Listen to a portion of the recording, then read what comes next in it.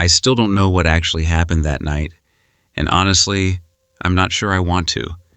This was June, the last week of school, the year I was going from 11th to 12th grade. That feeling you get during that time, it's strange.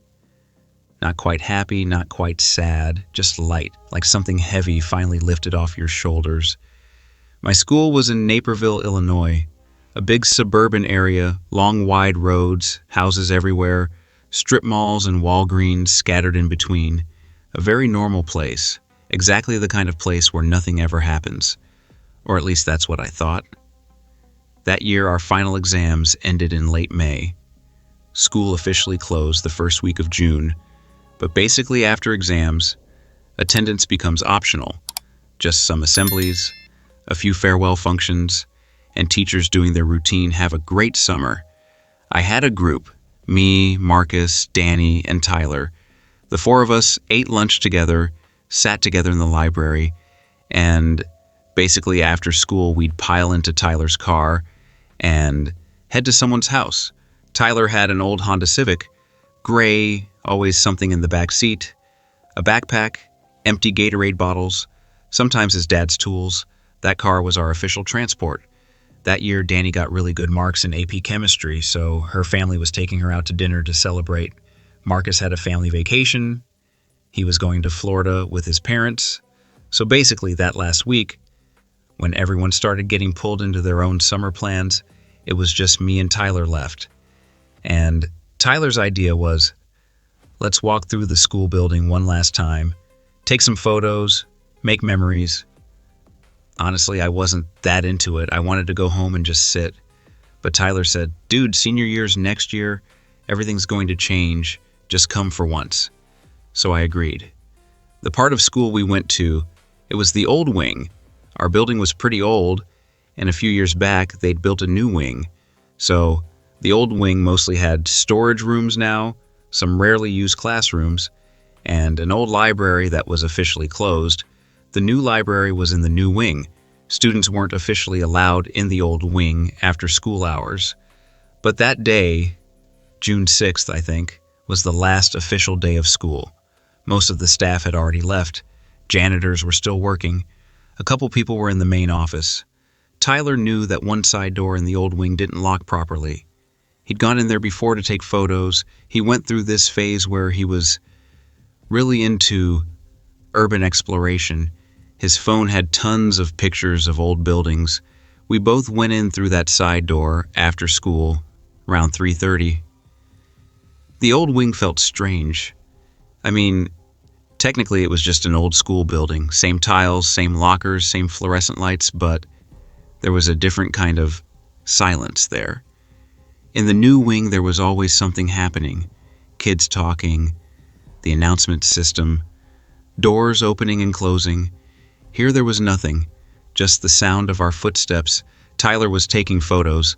I was just walking alongside him, looking at old notice boards that still had event posters from 2019 on them. Someone had written in pencil on the wall in one spot, "Mrs. Patterson is actually a vampire," and I laughed. We got to the old library. There was a sign on the door, "Storage authorized personnel only."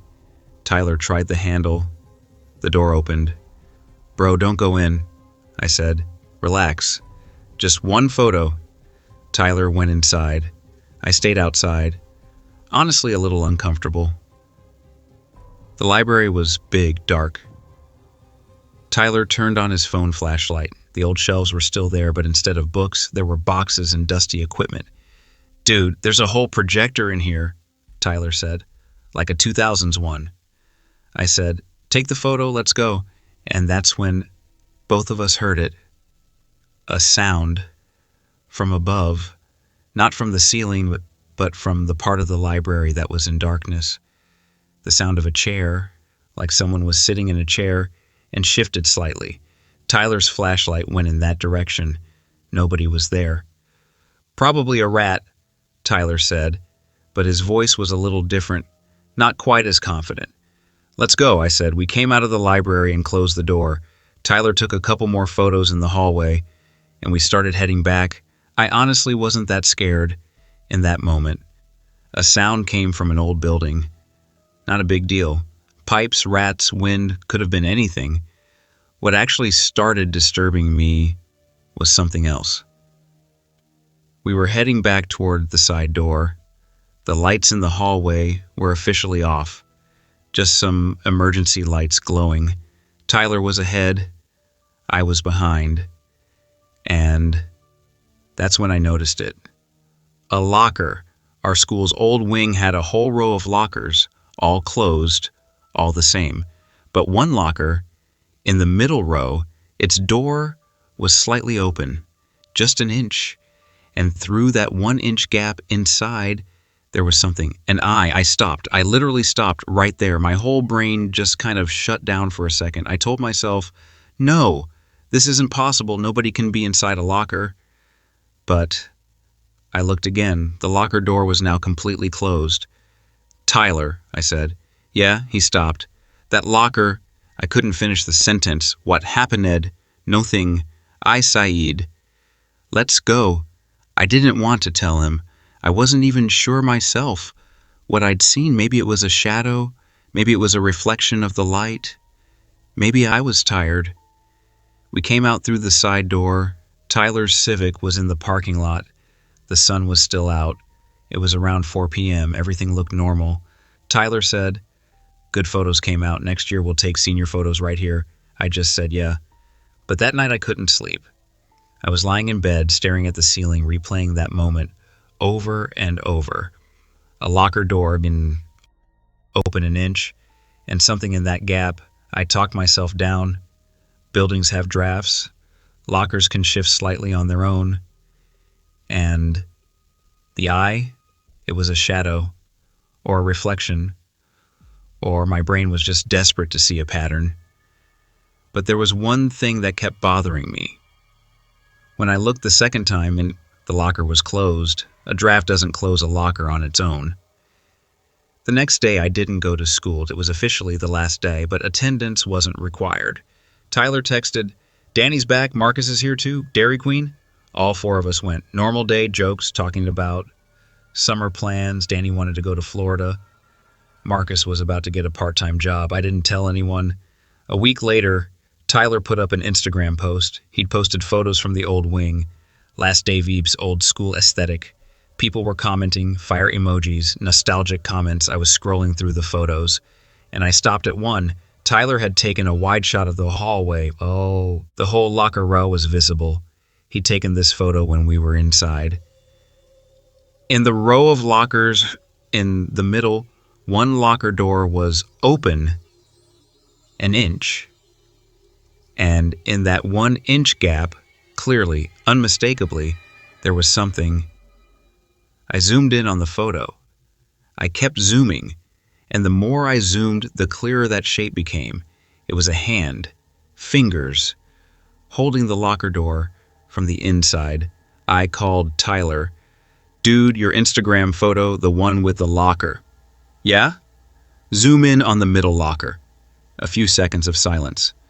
"Bro," Tyler's voice sounded strange. "You seen it?" "Yeah."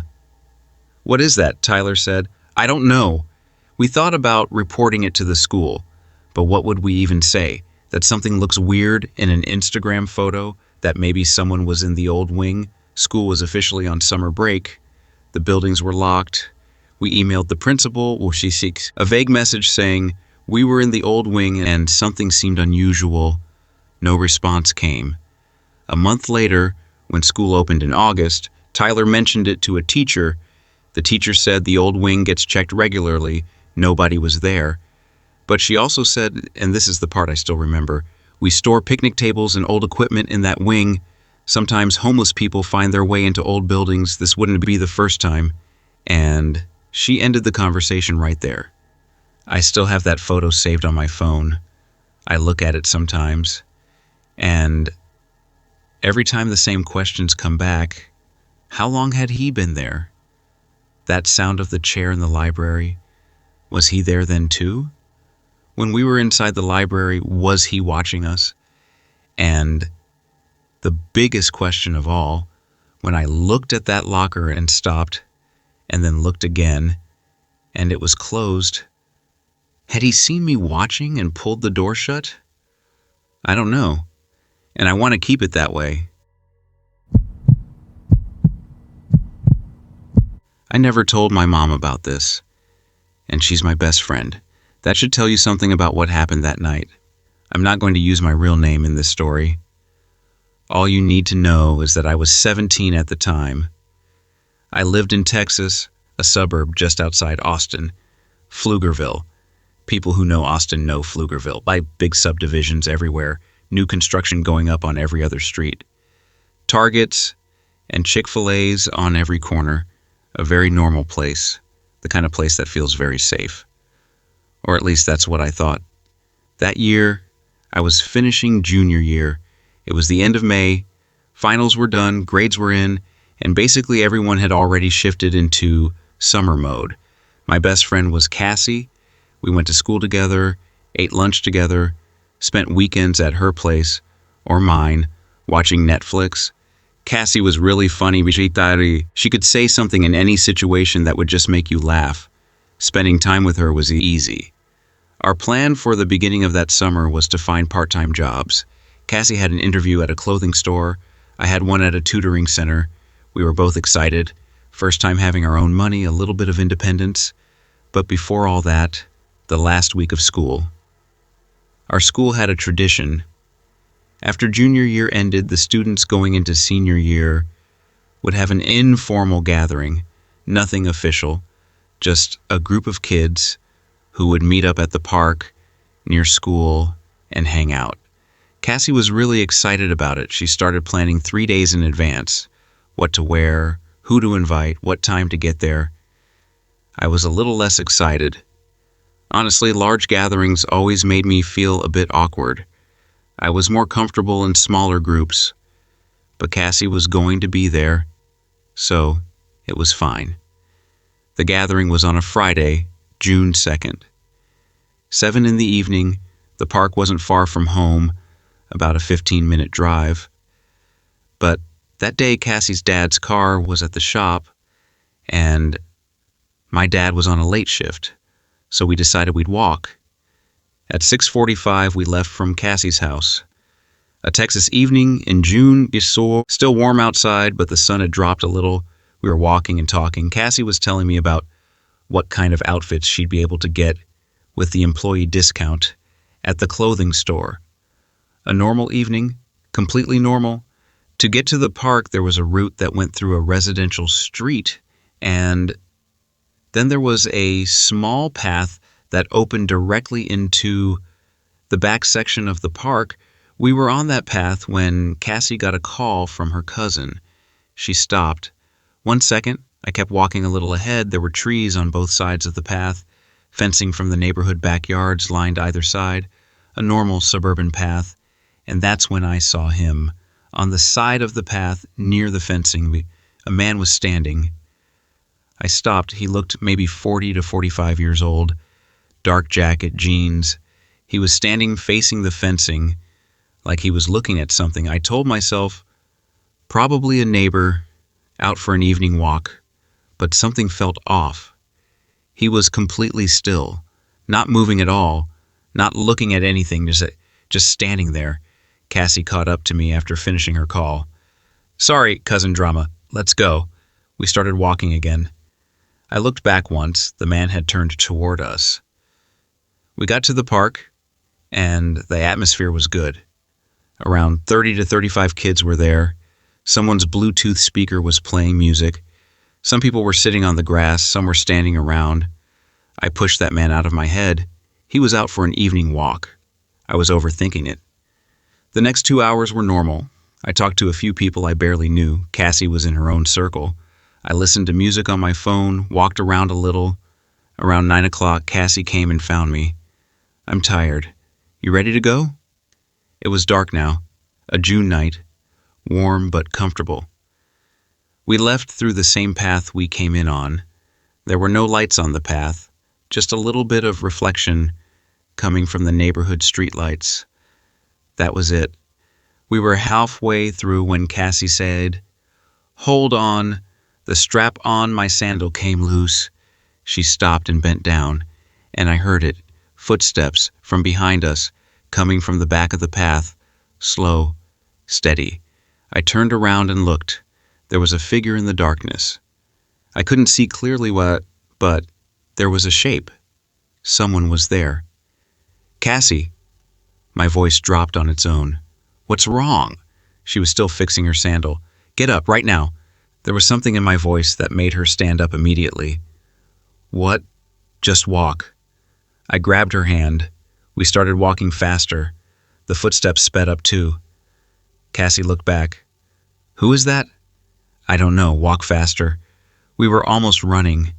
The end of the path was close. The residential street was visible ahead. There were streetlights, houses.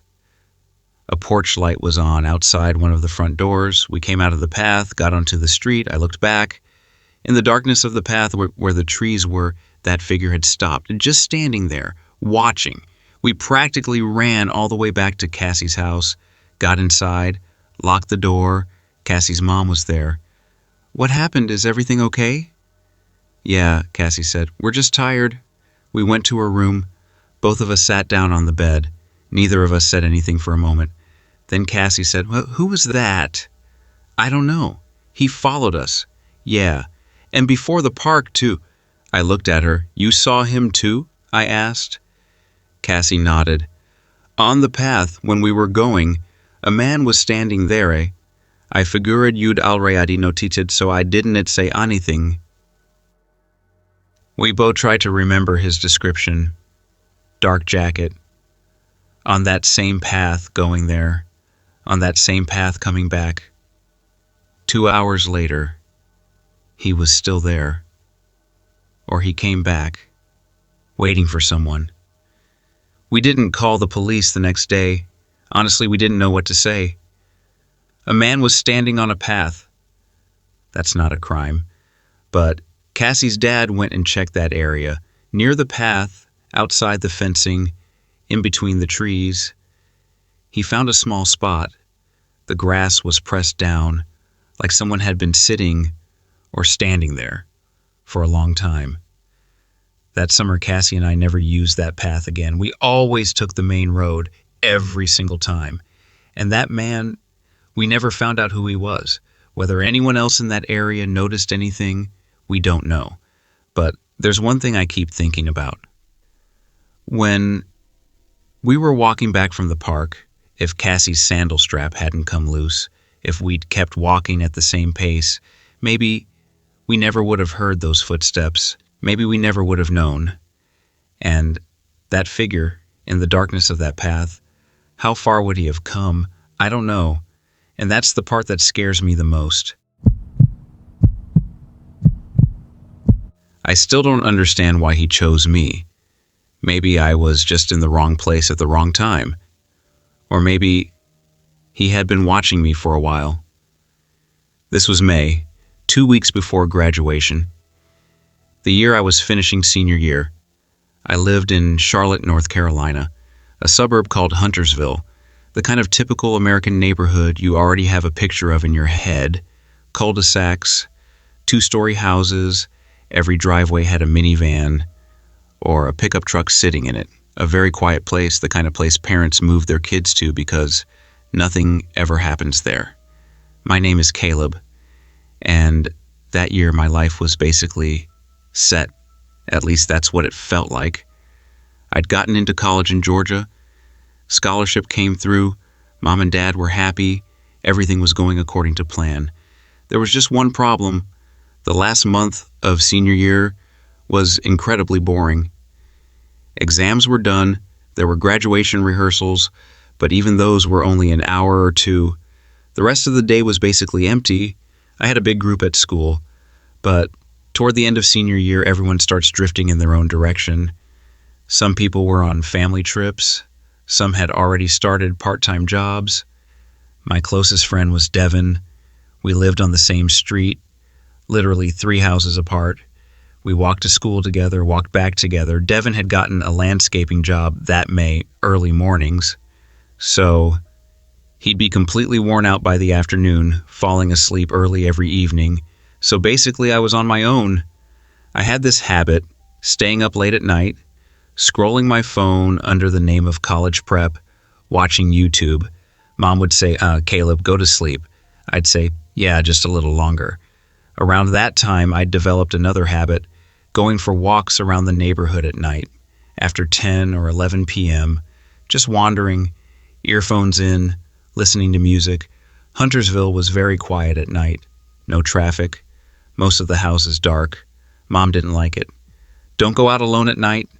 Mom, nothing happens here. I'd tell her. She always said, Caleb, the people who say nothing happens here are always the ones who end up being wrong. I'd just laugh it off. May 18th. I remember the exact date because that day we'd had our graduation rehearsal, and afterward, Devin and I went to Chick-fil-A. Devin came home and passed out. Well, the landscaping job had him completely dead by 7 p.m. I headed out around 10:30 that night, earphones in, hoodie on. Even in May, Charlotte nights get a little cool. I came out of my street and got onto the main neighborhood loop. The loop basically circled the entire subdivision, about a mile around. I'd done about half of it. That's when I noticed it. A car, white sedan, older model. I couldn't tell you exactly what it was. It was parked along the side of the loop, engine off, lights off. I didn't pay much attention. Probably a neighbor's car. I kept walking. 3/4 of the loop done, I turned back toward my street. And then, headlights from behind. That white sedan, the engine had started. I looked back, couldn't see clearly because of the headlights. The car was moving forward slowly.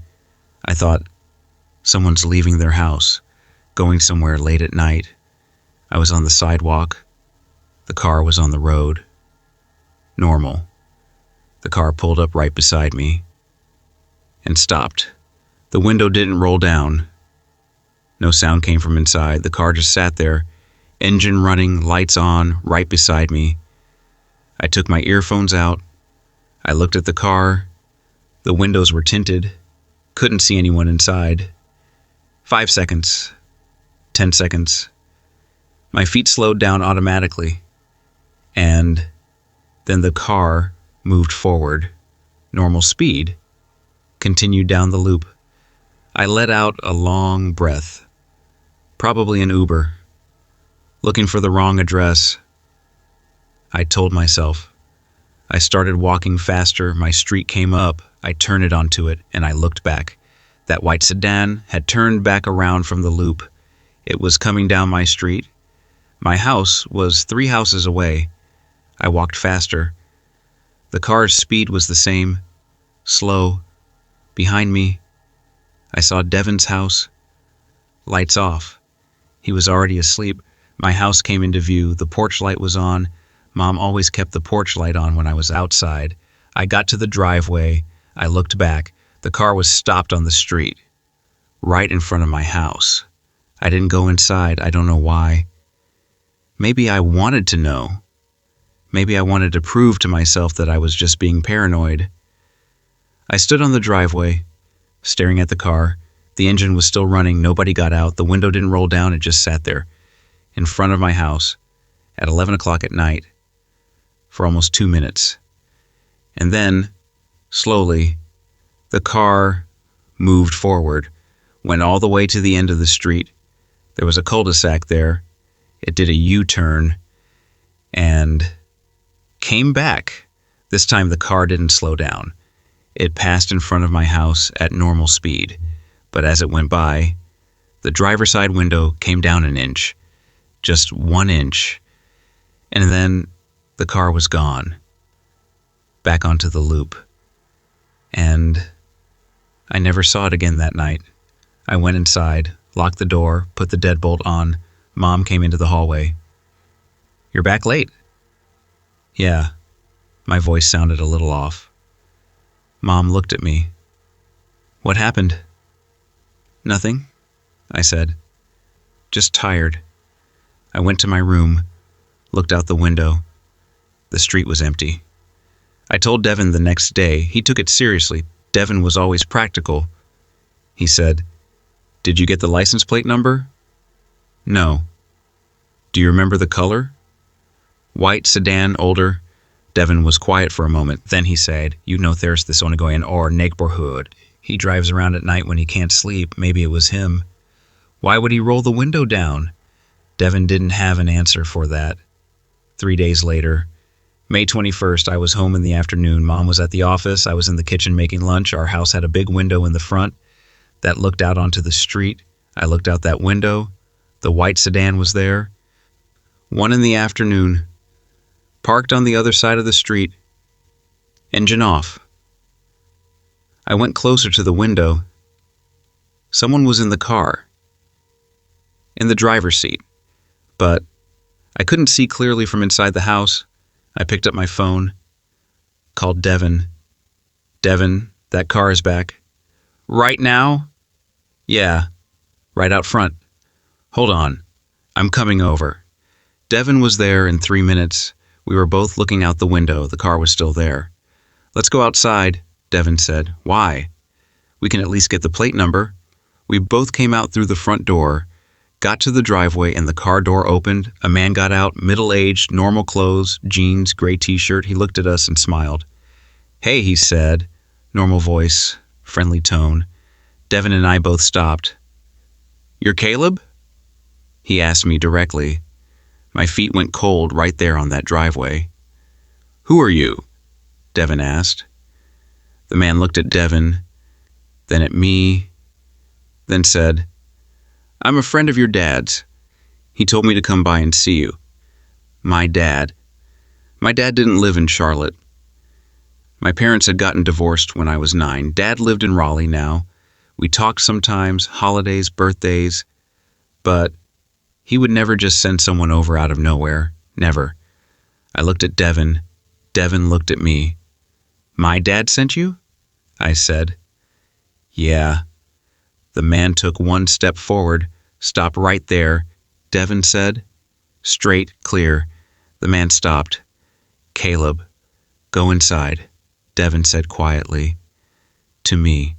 I went inside, stood right by the door. Devin was outside. I picked up my phone. Called Dad. 2 rings and Dad picked up. "Dad, did you send someone to my house?" "What? No. Why? There's a man here. He's saying he's your friend." A few seconds of silence on the phone. "Caleb, call 911 right now." I called 911. Devin was outside talking to the man. Normal tone, calm. Devin was very composed like that. Police arrived in 7 minutes. They questioned the man. He didn't have any satisfactory answers. He said he had the wrong address, then said he was on the wrong street entirely. The police checked his car. I don't know exactly what they found. The officers didn't share details, but they took him to the station. Later, one of the officers spoke to Mom. She had arrived by then. The officer said, "Your son did the right thing calling 911. There had been some complaints about this man in other areas too." "What kind of complaints?" Mom asked. The officer said, "We're still investigating." That was it, nothing more. That night, Mom kept looking at me for a long time, like she was reassuring herself that I was there, that I was home, that I was safe. I didn't tell her about 3 nights before, when he was there at night, when I was alone, and he followed me down that loop. Graduation was 2 weeks later. I walked across the stage, got my diploma, took photos. Everything was normal. Everyone was happy. Devin leaned in close that day and said, "You good?" "Yeah," I said. And technically I was fine, but there's one question that still wakes me up at night sometimes. How did that man know my name? He had clearly asked, "You're Caleb?" I didn't know him. Dad hadn't sent him, so who told him my name? How long had he been watching me? And if Devin hadn't said, "Go inside" that day, if I hadn't called 911, if Mom's porch light hadn't been on that night, how much further would that man have rolled that window down? I don't know. And maybe that's for the best.